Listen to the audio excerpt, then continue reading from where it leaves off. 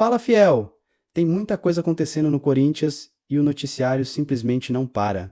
É cirurgia do Rodrigo Garro, saída encaminhada do Félix Torres, zagueiro chegando, situação do transfer ban, possível interesse em jogador do São Paulo e uma despedida importante no elenco. É assunto que se acumula, gera debate e mexe diretamente com o planejamento do clube para a temporada. Então, antes de tudo, já se inscreve no canal, deixa o like e vamos direto ao que interessa, porque o Corinthians está em movimento dentro e fora de campo. Começando pela situação do Rodrigo Garro, que preocupa. O Corinthians informou que o meia passou por uma cirurgia para corrigir uma fratura no punho da mão esquerda. Essa lesão aconteceu após uma pancada sofrida na final da Copa do Brasil contra o Vasco. E o detalhe chama muita atenção, porque o Garro nem começou aquele jogo como titular. Ele entrou apenas nos minutos finais, já lidando com limitações físicas, e mesmo assim acabou sofrendo uma pancada que agora resulta em cirurgia logo no início do ano. Isso reforça uma sensação incômoda para a torcida. Mais um ano começando sem o principal articulador do time em plena condição física. Em 2025 isso já tinha acontecido, e agora o roteiro se repete. A capacidade técnica nunca foi o problema. Em 2024, o Garro foi eleito o melhor meia do futebol brasileiro, sendo decisivo, regular e protagonista. O problema tem sido a sequência, algo essencial para um jogador dessa função. O Corinthians não divulgou um prazo oficial de retorno. Informou apenas que o jogador já passou pelo procedimento e que deve retornar gradualmente às atividades no CT computadorizada Joaquim Grava. Dependendo da recuperação, pode até treinar com proteção, mas dificilmente estará disponível para a estreia do Campeonato Paulista contra a Ponte Preta. E o clube não demonstra pressa. O Garro é visto como Pakachev para a temporada inteira, não apenas para o estadual. Forçar um retorno agora seria um risco desnecessário. Além disso, o elenco já começa o ano fragmentado. Memphis e Ranieri seguem em trabalhos específicos. Yuri Alberto ainda não se reapresentou e José Martinez está com a seleção. A grande preocupação não é quantos jogos o Garro vai perder, mas sim o acúmulo de problemas físicos ao longo das temporadas. A expectativa da Fiel é que 2026 seja finalmente um ano de regularidade para o camisa 8. Falando agora de elenco, vamos às saídas. Começando por uma que já estava no radar, o Félix Torres está com saída encaminhada para o Internacional. O acordo prevê um empréstimo de 1 ano, restando apenas detalhes burocráticos para a confirmação oficial. Essa movimentação está diretamente ligada ao planejamento do Corinthians para a defesa e a reformulação do elenco, principalmente para reduzir erros recorrentes da última temporada. Hoje, o Corinthians não vê necessidade de manter Félix Torres e Kaká no grupo. Gustavo Henrique e André Ramalho terminaram a temporada como titulares, enquanto Caetano mostrou segurança quando foi acionado. E com a chegada de um zagueiro experiente, o espaço diminui ainda mais. Manter jogadores sem perspectiva de uso só aumenta custo e gera insatisfação interna. O Félix Torres acabou se inviabilizando principalmente pelas atuações, teve dificuldades como zagueiro, com falhas de posicionamento, e também não convenceu quando improvisado na lateral direita. Mesmo sendo o nome ligado ao transfer ban, a decisão pela saída passa muito mais pelo desempenho em campo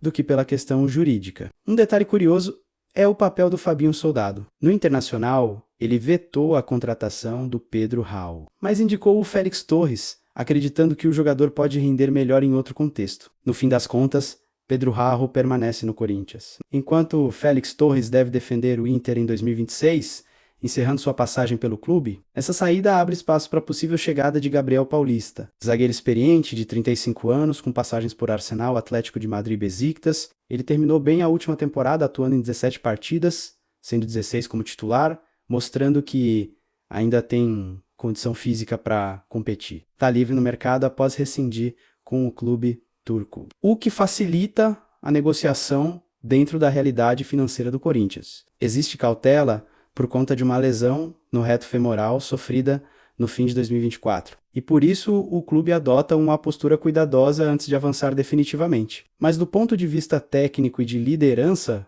o nome agrada. Gabriel Paulista tem experiência de grandes ligas, vestiários fortes e pressão por resultados. Além disso, já manifestou publicamente o desejo de vestir a camisa do Corinthians em outras janelas, o que pesa positivamente. Não é um jogador para longo prazo, mas pode ser extremamente útil em uma temporada que exige estabilidade defensiva e maturidade em jogos decisivos. Outra movimentação importante é a despedida de Fagner, que agora é definitiva e marca o fim de um ciclo histórico. O lateral rescindiu o contrato com o Corinthians e assinou, em definitivo, com o Cruzeiro, onde já estava atuando por empréstimo. Fagner deixa o clube como um dos jogadores que mais vestiram a camisa, mais de 570 jogos. Top 10 histórico e participação direta em títulos importantes. Foi peça-chave em momentos vitoriosos, referência técnica na lateral direita, e chegou à seleção brasileira, disputando Copa do Mundo. Por outro lado, sempre foi um jogador que dividiu